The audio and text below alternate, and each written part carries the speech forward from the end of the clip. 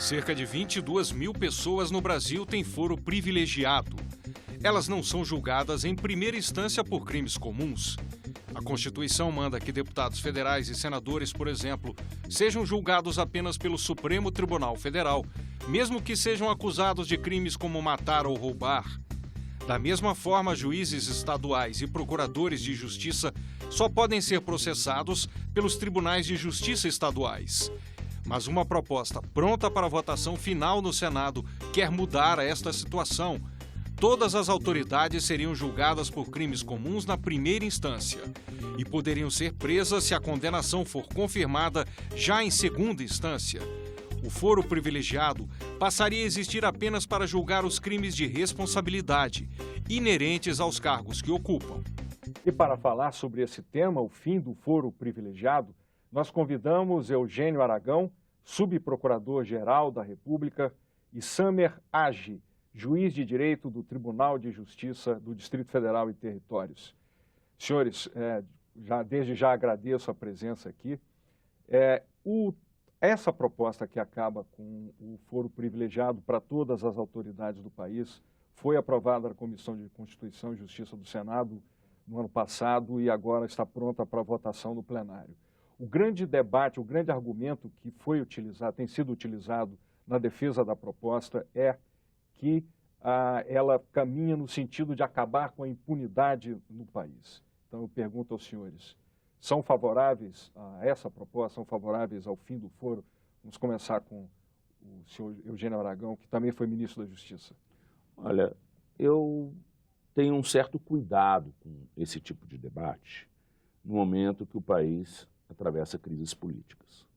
Porque são debates que envolvem questões estruturantes e elas devem normalmente ser tomadas, essas decisões, com a cabeça fria, no momento em que o país tem condições de refletir sobre questões fundamentais sobre o funcionamento de suas instituições. Não sei se nós estamos nesse momento agora. Nós estamos, vamos dizer, muito sob o impacto, né, de um clamor público a respeito de impunidade, né, e que, de alguma forma, pode viciar esse debate, levar ele para um lado ou levar ele para o outro.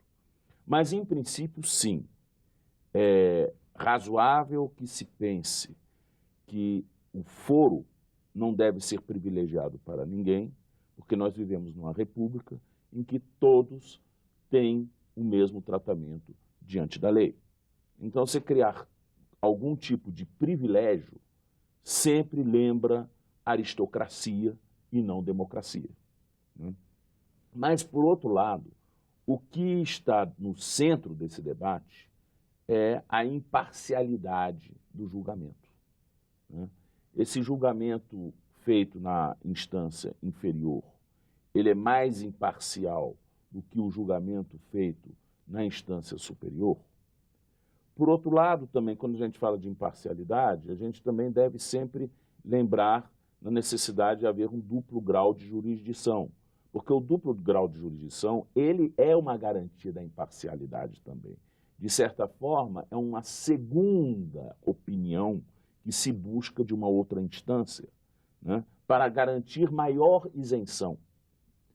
Então, este é, sem dúvida, um problema de quem é julgado, por exemplo, pelo Supremo Tribunal Federal, né? Não existe uma outra instância, uma outra opinião, né, para dar ao réu, ao acusado, a opção de ter uma maior isenção no seu julgamento. Então, esse debate ele é extremamente complexo. Ele não é um debate para se fazer de afogadilho, né? Não, vamos dizer, não é algo de outro mundo, não é algo absurdo, vamos dizer, a discussão a respeito de certas autoridades terem que ter um tratamento adequado em virtude do cargo que ocupam. Porque as autoridades que são expostas ao público, elas, quando são julgadas, o seu julgamento tem um impacto diferenciado na opinião pública. Então, que esse julgamento, em função deste impacto, ele deva ter características específicas, né, Isso daí também é algo perfeitamente legítimo de se pensar, né? Agora, no Brasil parece que nós temos dois problemas a enfrentar. Um é a questão de que o número de autoridades com foro privilegiado é excessivo. Há um problema sério aqui de desproporcionalidade. A proposta fala em 22 mil, mas me parece que esse número até está subestimado, né? Está certamente subestimado, tá? Porque se nós pegarmos todos os prefeitos do país, né, nós pegarmos todos os membros do Ministério Público e do Judiciário, né, os conselheiros dos tribunais de contas dos estados, né, mais os deputados estaduais, né, é uma massa de pessoas que têm um tratamento diferenciado que talvez choque um pouco o senso comum, né? Por outro lado, como é que a gente vai fazer esse debate a respeito da isenção, da imparcialidade do julgamento, no momento em que o judiciário, tanto na primeira instância quanto nas instâncias mais altas, estão se revelando como órgãos extremamente politizados, né? Esse talvez seja um problema. Eu vou pedir passar a palavra para o Sammer também, depois a gente volta para debater um pouco mais sobre os argumentos que o senhor está apresentando. Sammer, o senhor é a favor do fim do foro privilegiado? Eu sou a favor de uma modificação da maneira como existe hoje, como é hoje o foro, né? Que em verdade não deveria ser privilegiado, deveria ser apenas por prerrogativa de função, mas há um desvirtuamento e uma utilização abusiva desse foro por prerrogativa de função. Creio que este número excessivo de pessoas que têm um foro por prerrogativa de função acaba retirando a essência do Instituto, que é permitir que alguém tenha liberdade de atuação. Porque, por exemplo, a ideia é que um senador da República não seja perseguido no seu estado de origem, dada a influência de um outro político sobre um juiz de primeira instância, sobre um promotor de justiça que atue numa comarca de primeira entrância, se for na justiça estadual, enfim. Mas à medida que há um número excessivo de pessoas que têm esse foro por prerrogativa de função, o Instituto acaba se perdendo em meio a esse desvirtuamento mesmo que acontece. O argumento central que tem sido utilizado também pelos defensores da proposta é que os tribunais, ao contrário da primeira instância, não são vocacionados, não têm estrutura administrativa para a instrução criminal, ou seja, coleta de provas, tomada de depoimentos, e que isso, então, gera impunidade para os agentes públicos. Como é que os senhores avaliam esse argumento? Eu não sei se a questão hoje é impunidade. Se a gente olhar, por exemplo, o que aconteceu na ação penal 470. Mensalão, né? Por quê? Ali houve um problema de outro tipo de disfuncionalidade. Precisamente porque o relator, ele está vinculado também a outros processos e não só aquele, ele não tinha tempo, por exemplo, de fazer os interrogatórios. Então, nós temos ali 40 réus, né, que não tiveram a oportunidade de olhar para a cara e para os olhos do seu julgador. Isso é uma coisa muito grave. Por quê? Porque todos os interrogatórios foram feitos por carta de ordem. É fundamental que quem julgue olhe para a cara de quem está sendo julgado. As expressões, o modo de falar, ele transmite sinceridade ou insinceridade. Não tem como alguém ser julgado sem falar com quem está o julgando. Se nós formos comparar a Lava Jato na primeira instância, em Curitiba, e a Lava Jato no Supremo Tribunal Federal, enquanto a de Curitiba está indo numa velocidade de um foguete, né, com dezenas de condenados, A Lava Jato no Supremo está a passo de cágado. Nós temos algumas denúncias longe de ter uma condenação, né? Então a gente vê que realmente há também um problema de eficiência nisso.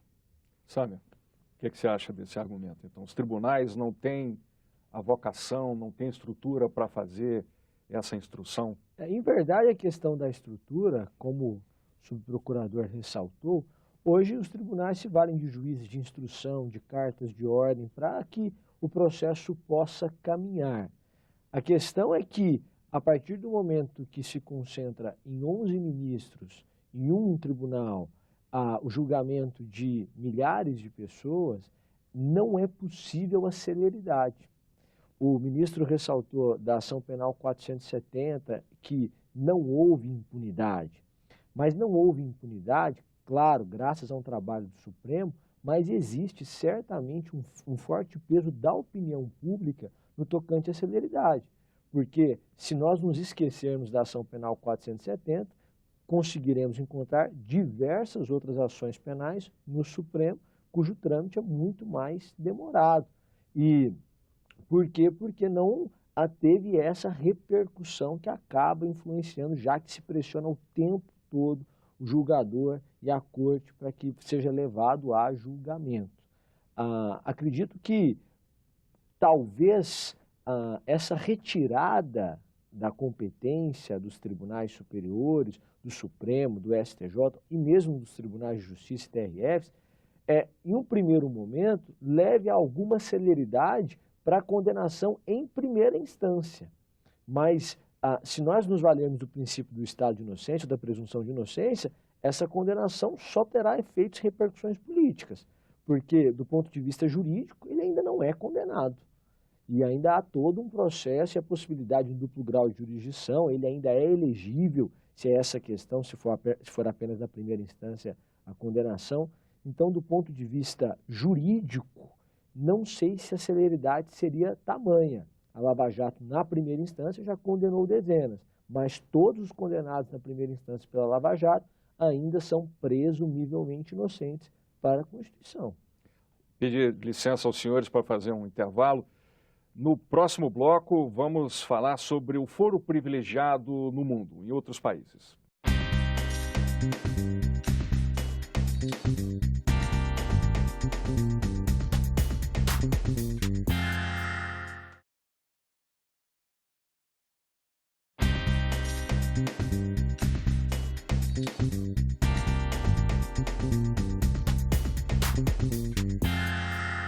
Estamos de volta com entrevistas, o tema é o fim do foro privilegiado. Os nossos convidados são Eugênio Aragão, subprocurador-geral da República e ex-ministro da Justiça, e Samir Agi, juiz de direito do Tribunal de Justiça do Distrito Federal e Territórios. O foro privilegiado, como é no mundo? Que exemplos nós podemos comentar aqui? Olha, existem diversas formas de tratamento diferenciado de certas autoridades, mas certas autoridades que estão num patamar bem alto, né? Por exemplo, primeiro-ministro e presidente da Itália são julgados no Senado italiano, né? Certas autoridades têm esse privilégio.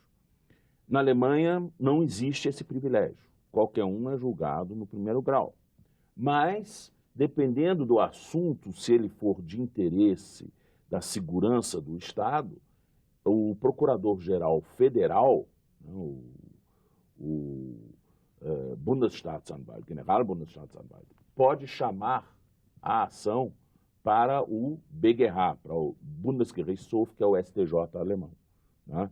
O STJ alemão ele tem competência originária em alguns casos, principalmente nos casos que dizem respeito a terrorismo, segurança do Estado, interesses políticos específicos. E quem determina essa competência no caso a caso do Bundesgerichtshof é o procurador-geral alemão. É ele que leva ou não leva. Se ele não levar, vai ficar na primeira instância.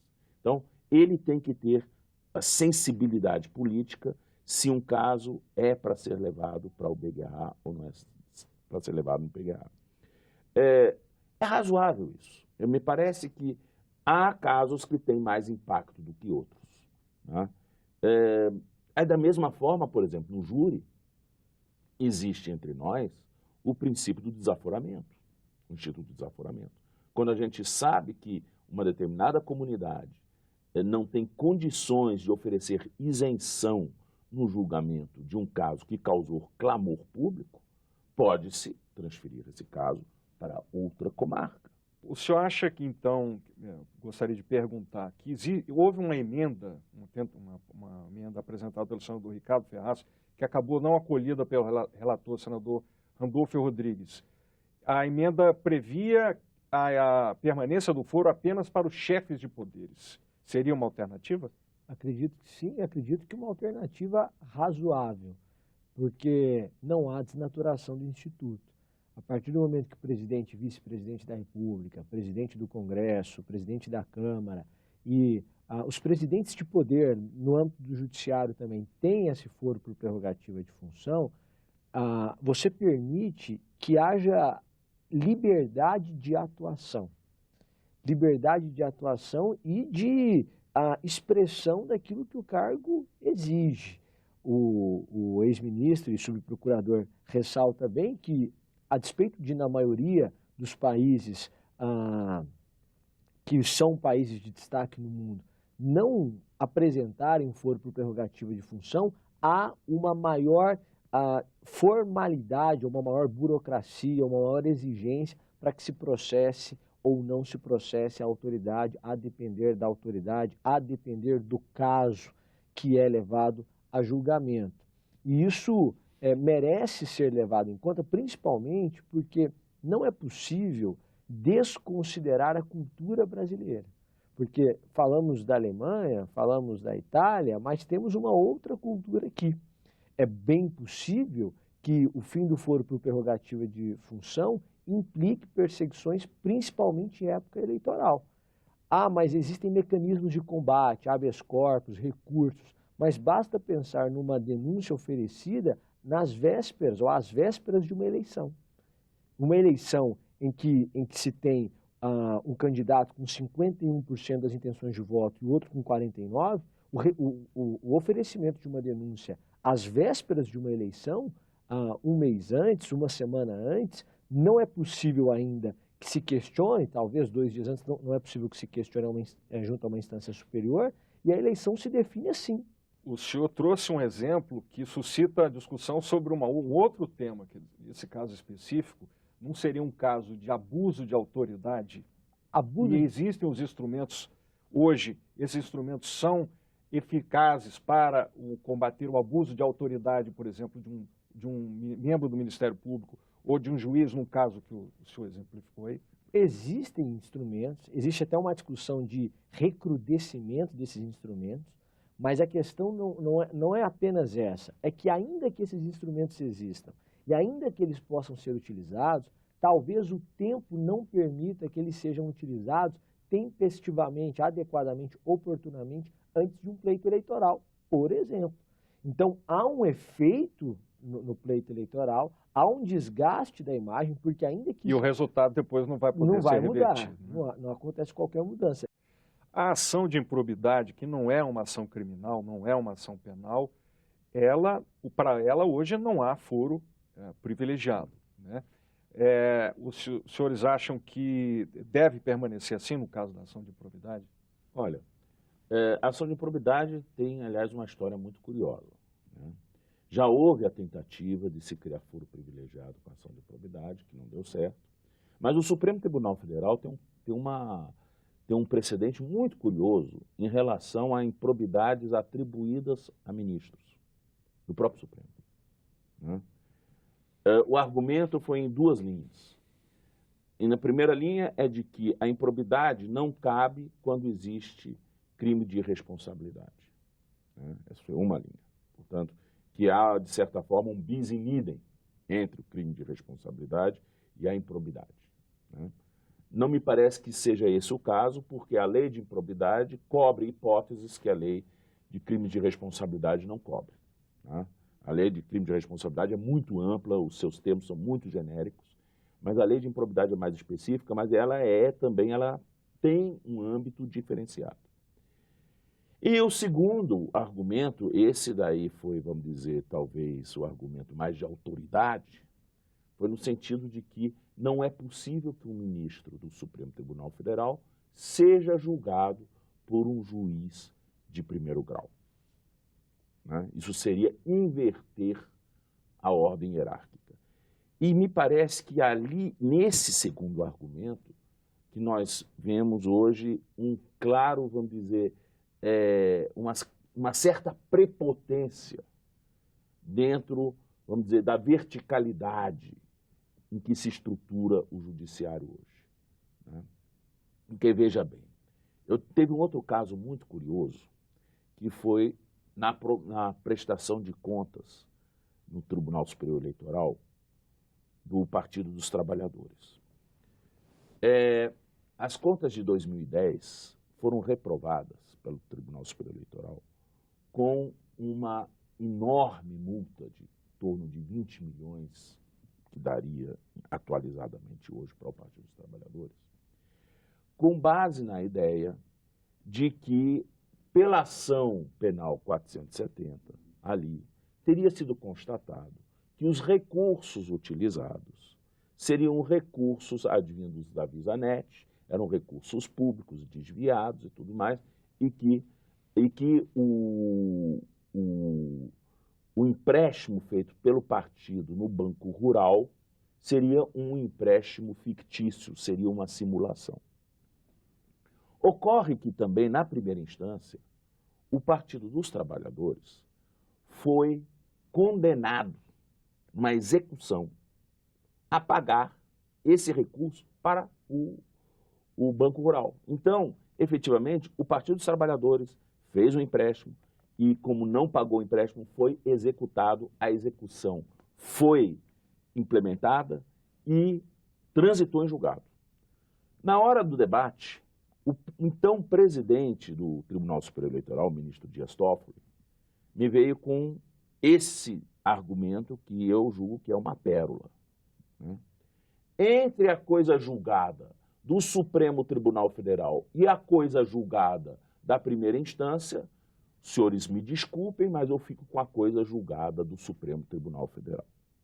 Aí nós mostramos claramente como existe uma distorção em todo esse debate do que é a primeira instância, do que é o Supremo Tribunal Federal. Para começar, não existe hierarquia entre coisas julgadas, né? A Constituição fala do direito fundamental à imutabilidade da decisão que transitou em julgado. Então isso vale tanto para a decisão de primeiro grau quanto a do Supremo. O que deveria ter sido aplicado ali era um princípio em que se admite esse conflito de decisões, e um conflito de decisões no direito penal, ou nesse caso, no direito punitivo, sancional, que é a aprovação das contas, e com seus corolários punitivos, não é isso? Deve ser resolvido a favor do réu. Há duas decisões. Uma que diz que o réu simulou, o outro diz que o réu não simulou. Qual decisão que eu vou aplicar para punir ou não punir o réu? A favorável a ele, indúbio para o réu. O ideal para mim, neste momento hoje, que o país vive, se nós tivermos que pensar numa reforma constitucional, seria criar uma Corte Constitucional. Uma Corte Constitucional, tirando dela todas essas competências residuais que o Supremo tem, que não dizem respeito ao controle de constitucionalidade, e jogar isso para o Superior Tribunal de Justiça, né? O que você acha? Reputo a ideia adequada, inclusive. O que o ministro está dizendo a Corte Constitucional necessariamente faz política, já que decide se uma lei é válida ou não é válida perante a Constituição. A partir do momento que essa Corte Constitucional também precisa julgar criminalmente alguém, pode ser que o debate político contamine o julgamento do ponto de vista jurídico. E sugere, então, que o jurídico, estritamente, digamos assim, vá para o Superior Tribunal de Justiça e a parte constitucional fique apenas com o Supremo. Talvez seja o caso, mas neste caso, teríamos que aumentar a estrutura do próprio Superior Tribunal de Justiça, porque 33 ministros não conseguiriam com celeridade dar vazão a essa demanda. Por outro lado, teríamos uma maior celeridade no Supremo. É uma discussão do ponto de vista jurídico e do direito mesmo, absolutamente válida, no meu entender. Acho que talvez possamos deixar apenas uma autoridade, ou duas, o presidente e o vice-presidente da República e o presidente do Congresso junto ao Supremo, eventualmente, e as demais junto ao Superior Tribunal de Justiça, seria uma saída. Bem, senhores, estamos chegando ao fim do programa. Quero agradecer a presença de vocês aqui e espero contar com a sua colaboração de vocês em outras oportunidades aqui na TV Senado. Com certeza. Obrigado. O programa Entrevistas foi sobre o fim do foro privilegiado. Os nossos convidados foram Eugênio Aragão, subprocurador-geral da República e ex-ministro da Justiça, e Samer Hagi, juiz de direito do Tribunal de Justiça do Distrito Federal e Territórios. Críticas e sugestões podem ser encaminhadas pelo 0800 61 2211. Se quiser baixar este programa e outros da TV Senado, acesse www.senado.leg.br/tv.